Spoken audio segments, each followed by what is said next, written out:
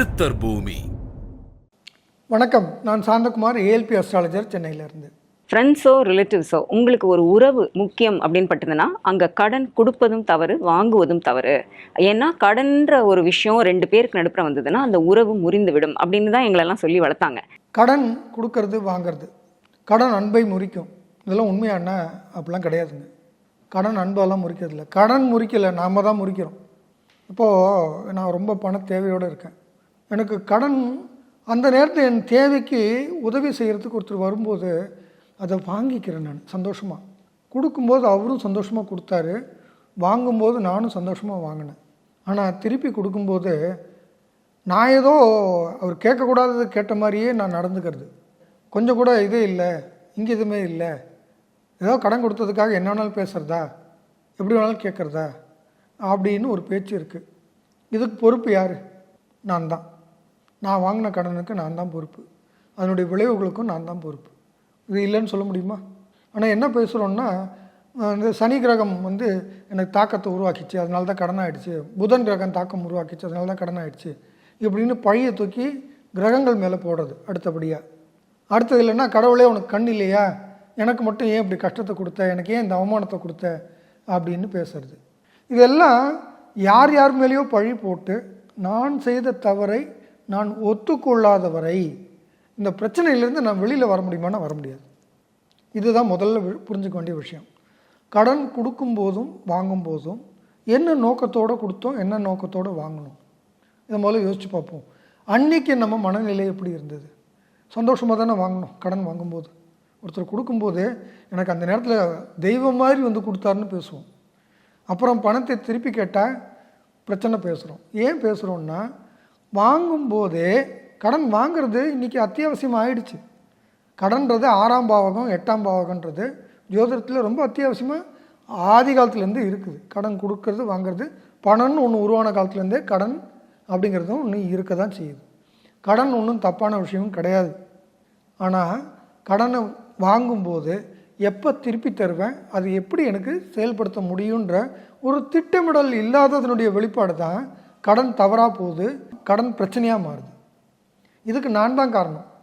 எனக்கு வராத பணத்தை கடனை வாங்கி செலவழிச்சேன்னா அது பிரச்சனையில் தான் கொண்டு போய் விடும். இன்றைக்கி பிரச்சனையை அவசரத்துக்கு நான் செய்கிறேன் அப்படிங்கிற பேர் வழின்னு சொல்லி எனக்கு சம்பாதிக்க முடியாத பணத்தை வாங்கி செலவு பண்ணால் அதை கடனாக்கிட்டால் அந்த கடனுக்கு நான் தானே பொறுப்பு.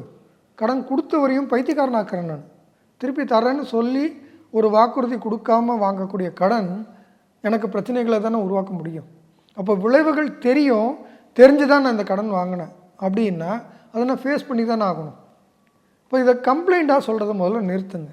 இது ஏன் தவறு அப்படிங்கிறத புரிஞ்சுக்கோங்க. லக்னாதிபதி அல்லது நட்சத்திராதிபதி 6ல் போய் உட்காந்தா இப்படி தான் நிலைமை இருக்கும் அப்படிங்கிறத ஜோதிட வகுப்பில் நாங்கள் சொல்லித்தரோம். அதை கற்றுக்கிட்டோம். இப்போ கடன் வாங்க வேண்டிய அமைப்பு வருமானா வரும், வாங்க வேண்டி இருக்கா, வாங்க வேண்டி வரலாம். என்னுடைய சிந்தனைகள் தவறாக போகுமா, தவறாக போகும். என்னுடைய முடிவுகள் தவறாக போகுமா, தவறாக போகும். இது தெரிஞ்சதுன்னா முடிவுகளை நான் எடுக்கிறத முதல்ல தவிர்க்க முடியும். முதல்ல முடிவுகளை 6ல் உங்கள் லக்னாதிபதியோ நட்சத்திராதிபதியோ போனால் சுயமாக முடிவு எடுக்காதீங்க. யார்கிட்ட அறிவுரை எடுத்துக்கலாம் அப்படிங்கிறத கூட ஜோதிட ரீதியாக தெரிஞ்சுக்கோங்க. உங்கள் லக்னம் என்னன்றது பொறுத்து தான், இந்த நட்சத்திராதிபதி என்னன்றது பொறுத்து, லக்னாதிபதி யாருன்றதை பொறுத்து தான் யார்கிட்ட நீங்கள் அட்வைஸ் எடுக்கணுன்றது கூட இருக்குது. இதுக்கு தான் ஜோதிடம் படிங்கன்னு சொல்கிறோம். அப்போது அறிவுரை யார்கிட்ட கேட்டுக்கணுன்னு கூட இருக்குது. நீங்களாக முடிவெடுக்க வேண்டிய நேரம்னு இருக்குது, நீங்கள் முடிவெடுக்கக்கூடாத நேரம்னு இருக்குது. சரி, ஒரு சூழ்நிலையில் மாட்டிட்டோம், வாங்கிட்டோம், திருப்பி தர முடியல. இது தவறுன்னு முதல்ல புரிஞ்சுக்கோங்க. நம்ம நிலமை தான், நம்ம சூழ்நிலை அப்படி அமைஞ்சிடுச்சு. எல்லாம் நடக்கும் தான், எல்லாருக்கும் நடக்கும், உங்களுக்கும் நடக்கும், எனக்கும் நடந்தது. அந்த நேரத்தில் தான் நான் ஏஎல்பி படித்தேன். அதனால தான் அந்த கடன்களை விட்டு நான் வெளியிலையும் வந்திருக்கேன். இன்றைக்கி கடனும் இப்பயும் வாங்க வேண்டிய அவசியங்கள் வருது. வாங்கும்போது எப்படி வாங்குறன்றதை திட்டமிடாமல் வாங்கிறதில்லை. திட்டமிட்டாலும் நம்மளுடைய கோளாறுகள், குறைபாடுகள், ஏற்கனவே செய்த ஊழ்வினைகள் நம்மளை பாதிப்பு தருமான்னு தரதான் செய்யும். அதை கையாளுறது ரொம்ப ரொம்ப முக்கியம்.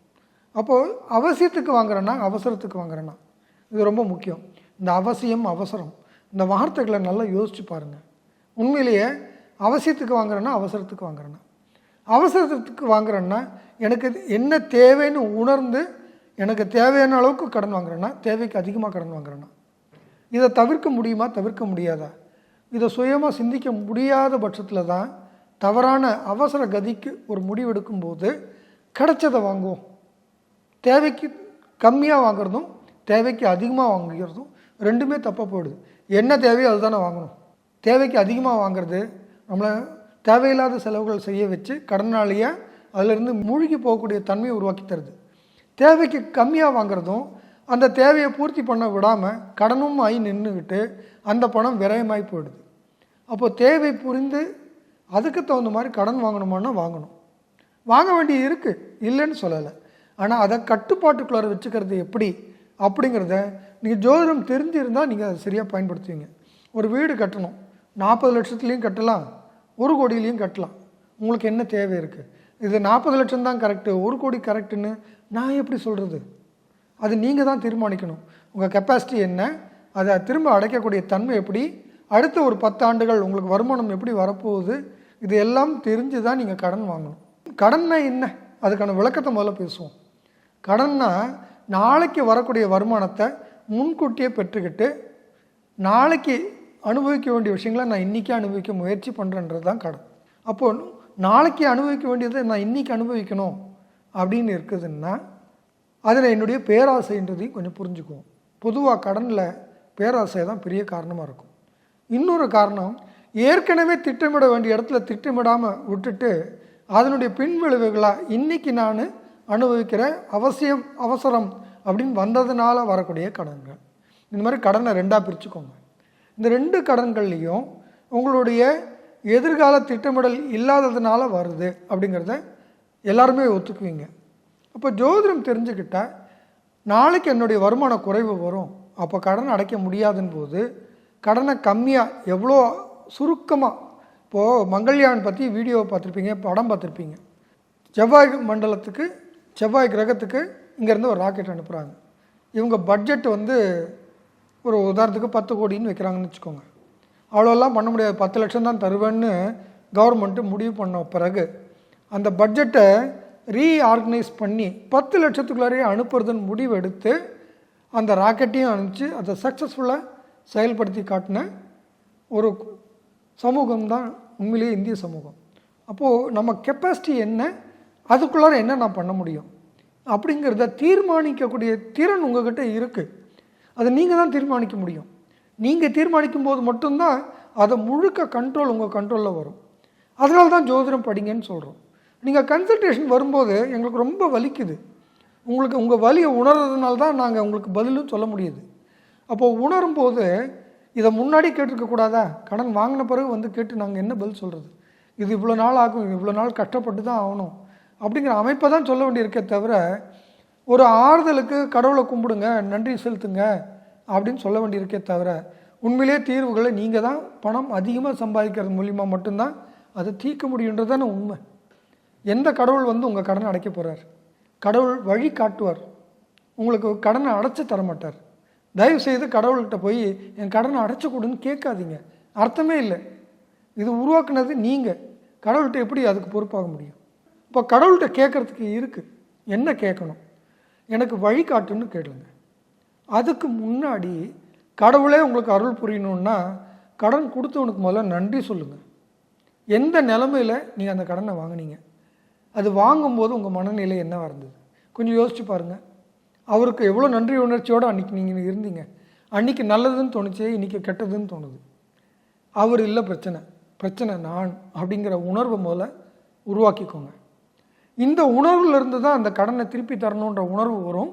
அவரை ஃபேஸ் பண்ண முடியலன்ற இயலாமை தான் உங்களுக்கு சங்கடத்தை உருவாக்குது. அந்த இயலாமை உண்மைன்னு ஏற்றுக்கோங்க. அதை கடங்க கொடுத்தவர்கிட்ட திருப்பி பேசுங்க. எனக்கு உண்மையிலே உதவி தான் செஞ்சீங்க அந்த நேரத்தில், இன்றைக்கி எனக்கு திருப்பி தர முடியல, எனக்கு இவ்வளோ டைம் தேவைப்படுது, நான் கொஞ்சம் ரீஆர்கனைஸ் ஆக வேண்டியிருக்கு, முடிஞ்சால் நீங்கள் இன்னும் கொஞ்சம் உதவி செய்யுங்கன்னு கூட நீங்கள் கேட்கலாம். ஆனால் நீங்கள் அதை ஃபேஸ் பண்ணும்போது தான் அந்த உதவிகள் உங்களுக்கு கிடச்சி நீங்கள் அந்த கடன்லேருந்து வெளியில் வர முடியும். அதுக்கு பதிலாக அவர் தவிர்க்கிறது மூலியமாவோ இல்லை இன்னொரு கடனை வாங்கி இந்த கடன் அடைக்கிறதோ அதுக்கு தீர்வாக இருக்கவே முடியாது. ஒரு கடன் அடைக்கிறதுக்கு இன்னொரு கடன் வாங்கவே வாங்காதீங்க. அப்படி வாங்கிறதா இருந்தால், இப்போ நீங்கள் வட்டிக்கு தான் வாங்கியிருக்கீங்க அப்படின்னா நீங்கள் அடுத்து வாங்குகிற கடன் அந்த வட்டி இன்னும் கம்மியாக இருக்கணும். ஆனால் என்ன பண்ணுறோன்னா, இப்போ ஒரு 6% கடன் ஒருத்தர் கொடுத்துருக்காரு, இது நியாயமான கடன் தான், அந்த கடன் வாங்கிட்டேன், இதை கொடுக்க முடியல, அது திருப்பி டைமுக்கு செலுத்த முடியல, நான் இன்னொரு கடன் வாங்குறேன்னா அது நல்லா கவனிங்க, 6%ல் இருக்காது, அது 9%, 12%, 15%ல் போய் நிற்குது. அப்போ அதிக வட்டிக்கு நீங்கள் குறைந்த வட்டியிலேருந்து அதிக வட்டிக்கு நீங்கள் மாறும்போது உங்கள் ரீபேயிங் கெப்பாசிட்டி இன்னும் மிஸ் பண்ணுறீங்க. இது எப்படி உங்களுக்கு ரைட்டுன்னு தோணுது? அந்த நேரத்துக்கு அவசரத்துக்கு செயல்படுறது மட்டும்தான் அங்கே இருக்குது.